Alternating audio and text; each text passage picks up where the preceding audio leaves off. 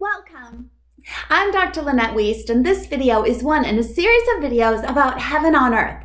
And if you want to see previous and future videos, subscribe to the channel.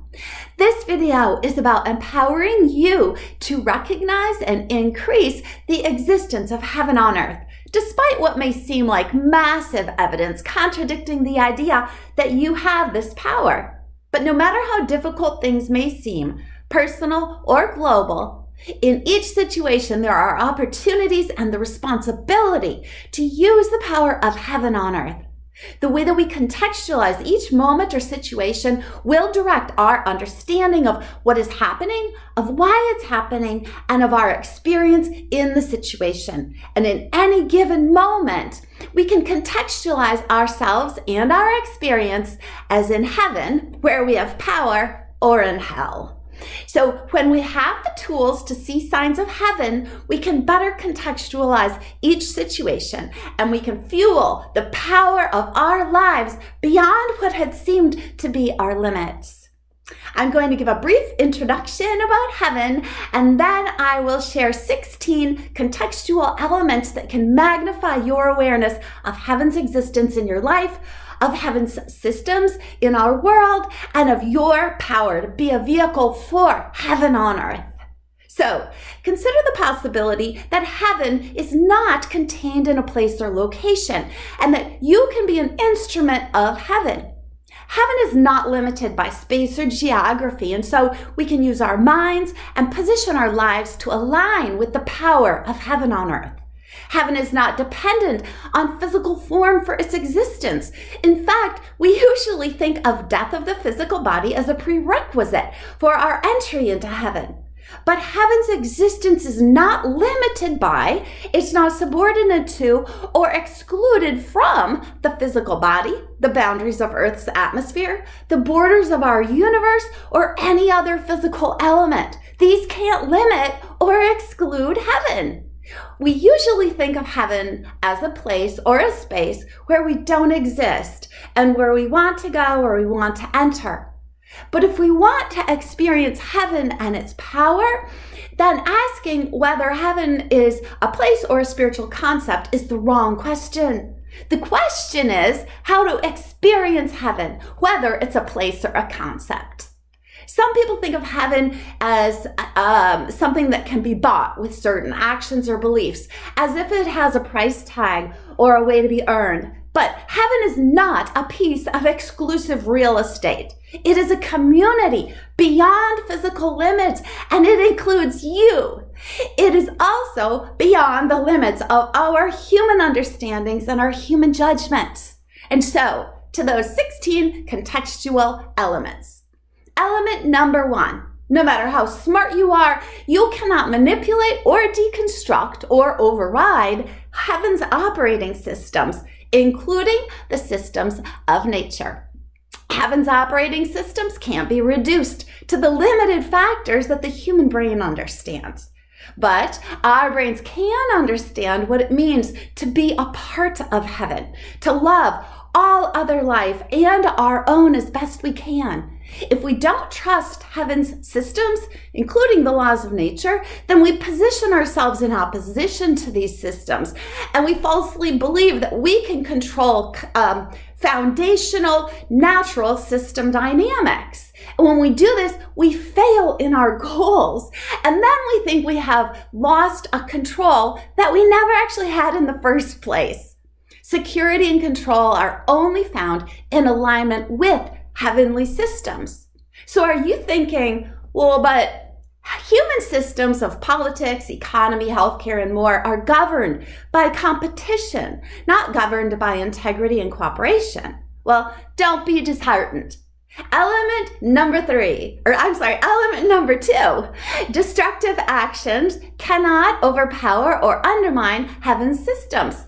Know that any apparent problem is a signal pointing to areas that need an expanded understanding. Our impact on issues and events is only limited by our own perceptual beliefs in limits. We choose whether to focus on the frustration of the process or the opportunity to expand our understandings and to bring our experience into a heavenly context and then to deliver this experience into our environment. When we do this, we have so much more power than we realized. Let your mind be ruled by the wisdom of your heart beyond the limits of your physical brain. Both your brain and your heart have enormous purpose, and they are both embedded in heaven's operating systems on earth. Look for heaven, and you can see heaven at work on earth now. So element number 3. It is not necessary for our physical lives to conform to the human idea of perfection before we can experience heaven. Heaven is not dependent on physical form. Heaven already exists and does not use human metrics or judgments to determine value or to determine what heaven includes.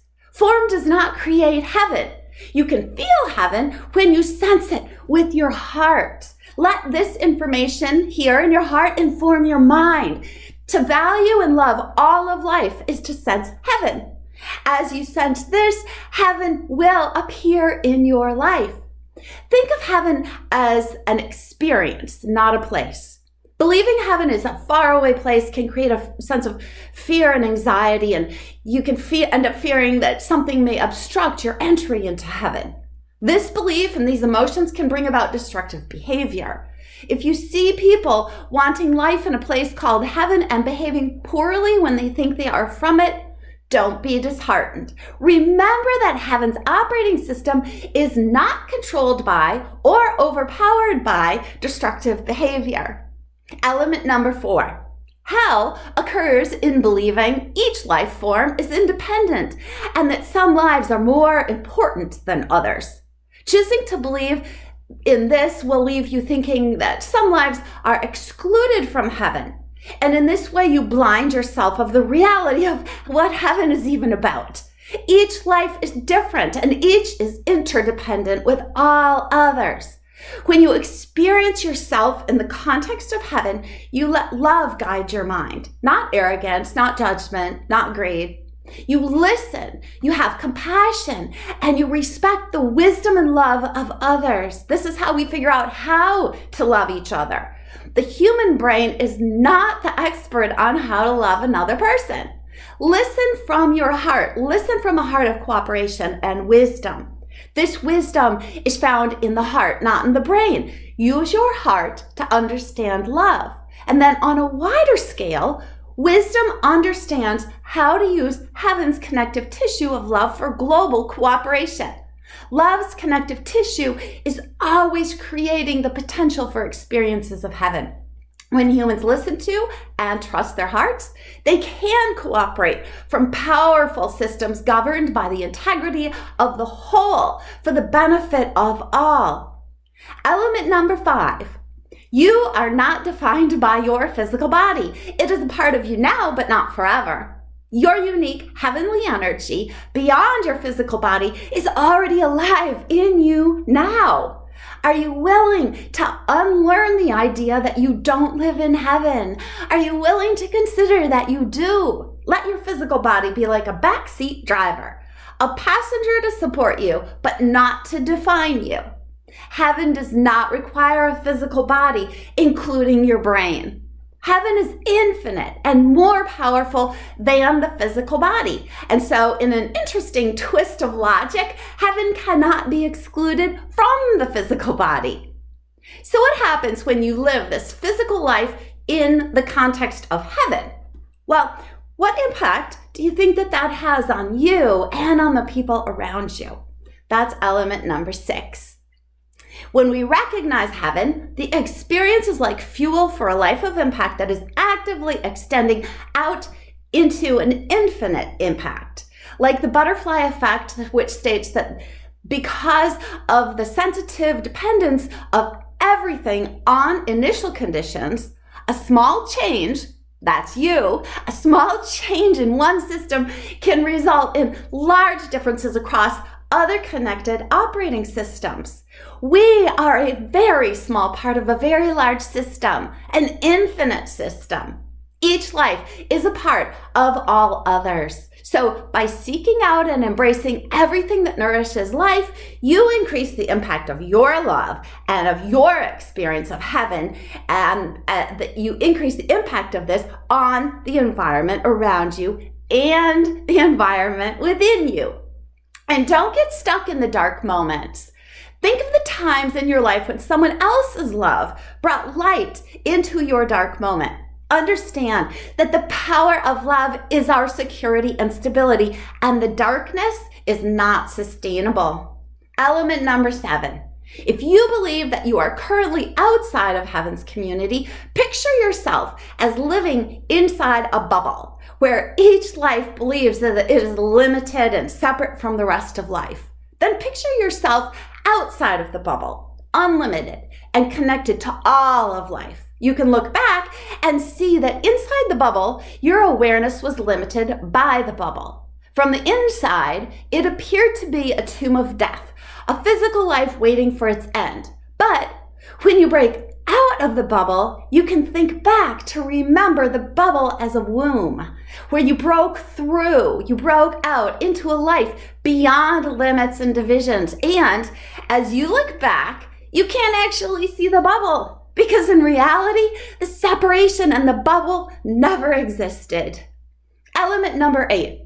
Whether you believe in an afterlife or not, you were created from energy and life, and you will continue to be your unique energy, for now joined with physical stardust and forever having an echoing impact on all of life. Each life and all of life's processes are critical elements in the essence of heaven. Even the death of the physical body isn't good or bad. It's an event in a process. Love lives in us, and for now, our lives are our physical expression of love, of heaven on earth. But your love is infinite, and so you extend out beyond your knowledge and beyond your imagination. Throughout all time and all space, you exist all over the place. It's infinite. You are infinite. Element number 9. Consider heaven's operating system as not contained in a place, but an expression of system dynamics unlimited by space and geography. The expression of love's connective tissue, where all life is held securely. Heaven operates love's connective tissue. Love is not contained in a physical space, but it does live in life, and life is a condition of being able to use energy for a purpose. When energy is used for love's purposes, love and life evolve in unison to reveal more than the sum of their parts, to reveal heaven. When love and energy work to create life, heaven is experienced, and the purposes of heaven are revealed within life. Element number 10. In each moment of unconditional love, the mental wall between heaven and earth falls down, and heaven is experienced. The sooner that we stop trying to ignore the power that comes from cooperating in love with others and the opportunities in the collective well-being that's woven by nature's laws, the sooner we can witness ourselves at home in the collective well-being of heaven on earth. Element number 11. Your life after death is already alive now. So what does that mean? Well, the part of you that does exist in heaven after the physical life is already a part of you. If you believe that heaven can't be on earth and requires death of the physical body, it still follows that heaven does not include your brain. When your brain is dead and not clouding your vision, you will easily see your life existing in the infinite context of heaven. The you that will exist after death is already alive now. And the irony here is that the loss of your brain will make it easier to appreciate you were already existing in heaven pre-afterlife. Element number 12. What if the global earthly coordination of collective well-being was the global operating system? Well, it is. As humans, we know of this in the phrases, love your neighbor as yourself and love your enemies. By caring for others all others. We care for ourselves and vice versa. We can ignore this foundational system, but we can't deny its existence and its power. When we cooperate in it, we benefit. When we don't, we suffer. Without others, you wouldn't be who you are. You wouldn't even be alive. Each of us is an emergent element of all existence, past, present, and future. You are connected to every life. What you do to another, you do to yourself. Element number 13, we have no authority over life. We are stewards, not owners, and this means that we have the power to modify the environment, but we cannot change the foundational operating system of love upon which everything lives, including the laws of nature. Heaven is found in a mind of love and cooperation with all life. Element number 14. Don't judge the ways of heaven. Humans aren't smart enough to understand how everything operates. Heaven's blueprint for the community of all life is beyond our limited logic. For example, it is possible for one person to think or behave in a destructive way in the same environment where another person is experiencing heaven. This is possible. So how can this be? Well, each life is created from heaven's blueprint of unity. And when someone appears to be destructive, remember that destructive behavior is not as powerful as the power of heaven's greater purposes and heaven's greater context. Trust that the power of heaven is at work, even when your mind can't find any value in the situation. If you want heaven, it is because you know it is beyond destruction, and you are already in the security of heaven. Element number 15.